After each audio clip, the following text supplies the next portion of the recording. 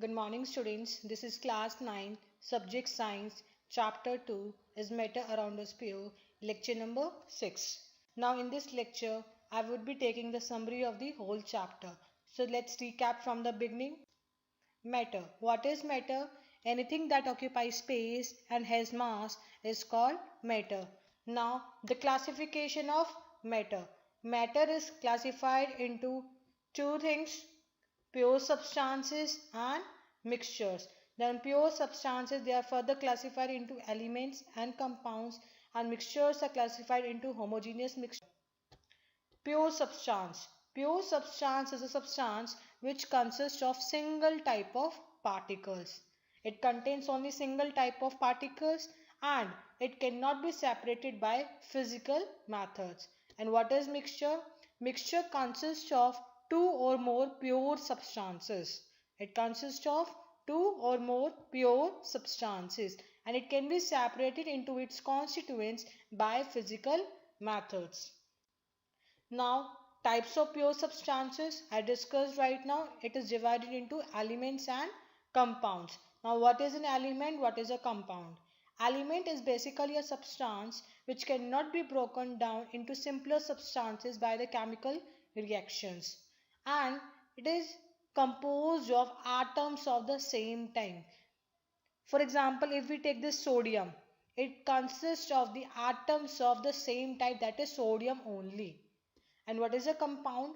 Compound is a substance composed of two or more elements which are bonded together always in a definite ratio.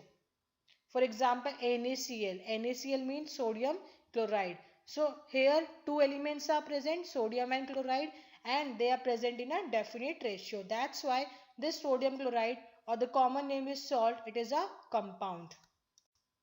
Now, types of mixture. There are two types of mixture: homogeneous mixture and heterogeneous mixture. Now, what is homogeneous mixture? It has a uniform composition. Second, it has no visible boundaries of separation between its various components. For example, salt in water, sugar in water.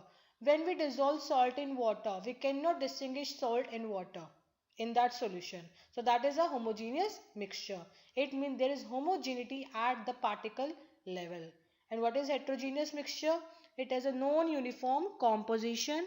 It is composed of visibly different substances that remain physically separated. For example, mixture of iron flakes and sodium chloride, mixture of oil and water, mixture of chalk powder and water. For example, if we take chalk powder and water, when we dissolve this chalk powder in water, what happens? The chalk powder, it does not dissolve completely in water. It means we can distinguish clearly between the chalk powder and water. Means there is no uniform composition, that is a heterogeneous mixture. So these are the types of mixtures. Now, three terms are there: solution, colloid and suspension. So let's have a recap between these three. What is solution, what is colloid and what is suspension? Solution is homogeneous. Colloid, it appears to be homogeneous but it is heterogeneous. Suspension is heterogeneous. In solution, size of the solute particle, it is less than 1 nanometer. In colloid, size of the solute particle, it is in between 1 nanometer to 100 nanometer. In suspension, the size of the solute particles is more than 100 nanometer. Solution is stable, colloid is also stable, whereas suspension, it is unstable. Solution does not scatter light, colloid scatters a beam of light, and suspension also scatters a beam of light. In solution, the solute particles, they pass through the filter paper. In colloid, the solute particles, they pass through the filter paper, and in case of suspension, the solute particles, they do not pass through the filter paper. So this was the differentiation among solution, colloid and suspension. You can also write down these differences in your notebook also. It is very important from the examination point of view. Okay, so moving to the next topic, components of colloidal solution. There are two components of colloidal solution. There are dispersed phase and dispersion medium. Some of the students, they were having doubt in this topic. So let's discuss again. What is dispersed phase and what is dispersion medium? Dispersed phase, it is actually the solute-like component or the dispersed particles in a colloid form. And dispersion medium, it is that component in which the dispersed phase is suspended. For example, mud. The dispersed phase in mud, it is solid and the dispersion medium is liquid. Another example, clouds. Dispersed phase is liquid and dispersion medium is gas. So these are the examples of the colloids. Now next, concentration of solution. What do you mean by concentration of solution? It is the relative amount of solute and solvent present in a solution. What is solute and solvent? Solute is that substance which is dissolved in a liquid. And what is that solvent? Solvent is basically that liquid in which the solute is dissolved. For example, I take chalk powder and water. Chalk powder is solute, means that is dissolved in water, and in which case, in which thing that solute, that chalk powder is dissolved in water, so that water is solvent. So chalk powder in water, what is solute? Chalk powder, and water is solvent. And keep one more thing in mind, solute plus solvent is equal to solution. Now there are two things to calculate the concentration of solution: mass by mass percentage of a solution, mass by volume percentage of a solution. Now what do you mean by mass percentage of a solution? It is given by the formula mass of solute divided by mass of solution into 100. Mass by volume percentage of a solution, that is also given by a formula mass of solute divided by volume of solution into 100. Now what is solution here? Solute plus solvent. So these are the two formulas to calculate the concentration of a given solution. Now there are few terms you should know. What do you mean by saturated solution and unsaturated solution? Saturated solution, in this, when no more amount of solute can be dissolved in a solution at a particular temperature. For example, I am taking chalk powder and water. When I dissolve chalk powder and water, there will be a time when we cannot dissolve more amount of chalk powder in that water. Means we cannot dissolve more amount of solute in that solution. So what does it mean? It means that solution has become saturated. Means we cannot dissolve more amount of solute. That is saturated solution. Now what do you mean by unsaturated solution? If the amount of solute present in a solution is less than saturation level, it is called an unsaturated solution. For example, I am taking the same example of the chalk powder and water. I am dissolving chalk powder in water. So, what happens? I am dissolving means that saturation level has not been reached yet. Means I can dissolve more amount of chalk powder until the saturation level has been reached. So that is unsaturated solution. Means that saturation level has not been reached yet. So these are the two terms you should remember. Now, separation of the components of mixture. I would be discussing various techniques one more time. What are the various techniques to separate various components from a mixture? Evaporation, centrifugation, decantation using a separating funnel, sublimation, chromatography, distillation, fractional distillation, crystallization, magnetic separation, and filtration. Now I would be discussing each technique in detail. Please concentrate clearly, everyone. Evaporation. Evaporation is the method which is used for separating volatile component by heating the mixture. Now what do you mean by volatile component? Volatile component is that component which easily evaporates at room temperature. That is a volatile component.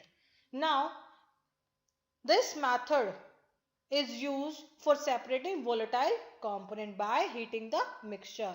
In the diagram you can see I have taken a mixture of salt and water. Now water is a volatile component, so it will evaporate upon heating. Now water is evaporating and salt is left behind. So the two components are separated from the mixture. So this is how the evaporation process is carried out. Now what are the applications of evaporation technique? It is used to separate a mixture of a dye and water. In that water will evaporate. Same thing. It is used to separate a mixture of salt and water that I discussed right now. The water will evaporate and the salt will left behind. So this was about evaporation. Now the next technique is centrifugation. It is a method of separating denser particles and lighter particles from a mixture by using a centrifuging machine, and that process is called as centrifugation. You can see from the diagram this is a centrifuging machine. It is used to carry out this centrifugation process. You might have seen at home that how your mother separates cream from milk by using a churner, by churning it.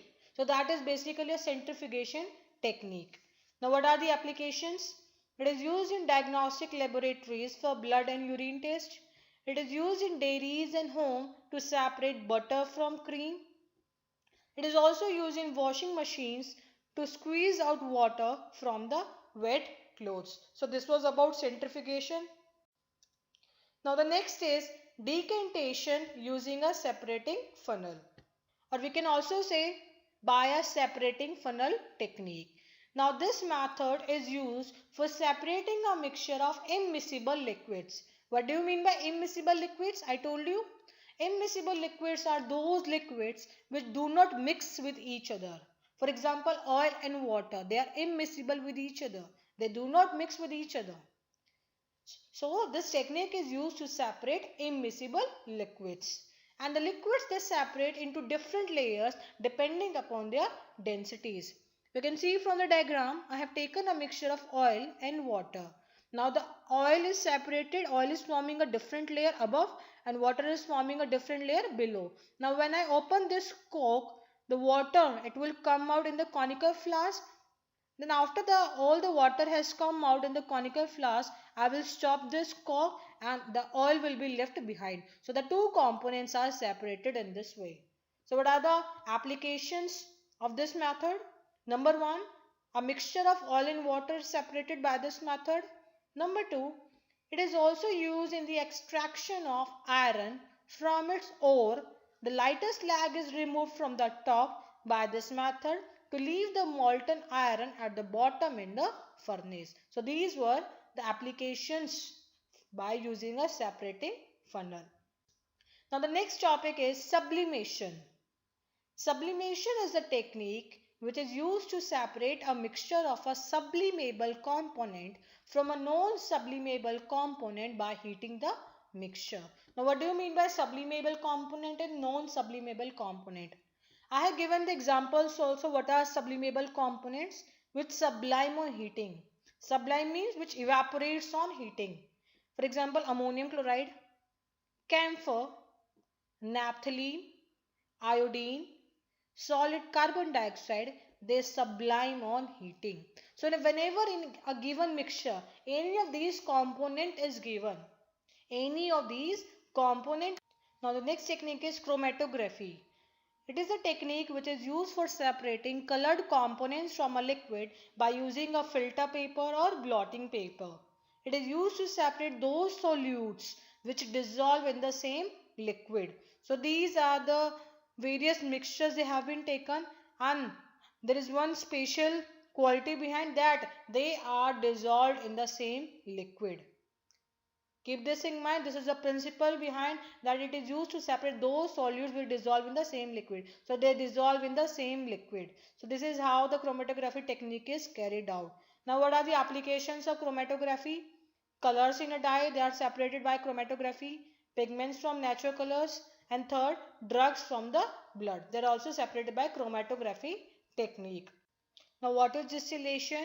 This method is used for the separation of the components of the mixture containing two miscible liquids that boil without decomposition and they have sufficient difference in their boiling points.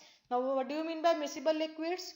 The liquids which mix with each other completely. They are called as miscible liquids. Now there are two miscible liquids and they have sufficient difference in their boiling points. In that case, distillation process is carried out. For example, a mixture of acetone and water. Out of acetone and water, acetone has lower boiling point. So, the one which has lower boiling point, it will boil first, then it will cool, then condense, and after condensation, it will separate from the other component. So, in this case, it is separated from the water. So, in this way, the distillation process is carried out. Now, the next is fractional distillation. Fractional distillation is the technique which is used to separate a mixture of two or more miscible liquids for which the difference in the boiling point is less than 25 Kelvin. In distillation, there was sufficient difference in the boiling points. Means there was very large difference in the boiling points of the two components of the mixture. But in case of fractional distillation, the difference in the boiling point, it is less than 25 Kelvin.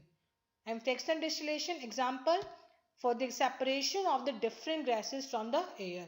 We carry out the fractional distillation process. Now what is the difference between the distillation and fractional distillation? I told you one point about the boiling point, that in distillation there is sufficient difference in the boiling point between the two components, and in fractional distillation the difference in the boiling point is less than 25 Kelvin. Now you can also see there is a difference between the apparatus also. In distillation, there is no fractionating column, but in fractional distillation, there is a fractionating column. I have shown with this orange color header, fractionating column in case of fractional distillation. So, why this fractionating column is present in fractional distillation and what is the use of this? Fractionating column, it obstructs the upward movement of the vapors of the liquids. A simple fractionating column, it is a tube packed with glass beads, and these beads, they provide surface for the vapors to cool and condense repeatedly. So this is how distillation and fractional distillation, there is a difference between the two. How? There is a difference on the basis of fractionating column. Fractionating column is not present in distillation, but it is present in fractional distillation. And I have discussed the function also right now. So this was about the comparison or the difference between these two. Now the last is crystallization. Crystallization is the technique which is used for purification of solids. So it is used to purify solids. Crystallization is the process of obtaining a pure solid in the form of crystals from its solution. You can see here it is copper sulfate powder and we have made crystals from this powder by using crystallization technique. So through crystallization we can obtain pure copper sulfate from its solution. This is one of the example of crystallization. So these are the techniques I discussed right now. There is one more technique, magnetic separation. You will know about magnets, that magnets, they attract iron. So whenever in any of the mixture iron fillings are there, so their magnetic separation is carried out. It will attract those iron fillings with it. So this was all about the techniques which are used for the separation of the components of mixture. Now the last topic is physical and chemical changes. What do you mean by physical and chemical change? A process in which a substance, it changes its physical appearance but there is no change in the basic composition. That is a physical change. There is change in physical appearance only, but there is no change in the composition. Example, melting of ice, melting of wax, evaporation and boiling of water, cutting of trees. These are the examples of physical changes. What is chemical change? It is a process in which a new substance is formed whose properties and composition are different from the original substance. In physical, there was no new substance formed. In chemical, a new substance is formed. A chemical change is also called as chemical reaction. This is the other name given to chemical change. Whenever there is a chemical change, it is established by change of color. Change of color takes place. Formation of new precipitate takes place. Formation of gas or bubbles, we can say, that take place. And there is also change in temperature whenever there is any chemical change occurring. Examples of chemical change are burning of wood. Yes, it is accompanied by these changes. Rusting of iron, very good example. Change of milk into curd, new substance is formed here, so it is also chemical change. In respiration, that is also chemical change. Ripening of fruits, that is also a chemical change. So these are the examples of chemical change in which new substances formed and their properties and composition, they are different from the original substance. So this was all about physical and chemical changes. There is one more technique given. It is not given in your NCERT book, but it can be applicable if it is given either of the examples. Sedimentation. What do you mean by sedimentation? For example, if we take mud and water, the mud, it separates down, it settles down, so that can be separated by the sedimentation process. So this was the technique which was not given in your NCERT book, but for your knowledge I have given the explanation. So you can write whenever there comes an example related to sedimentation technique. So this was all about this whole chapter. If you have any doubt, just go through this lecture. You will clear your doubts here in your summary. Thank you, students.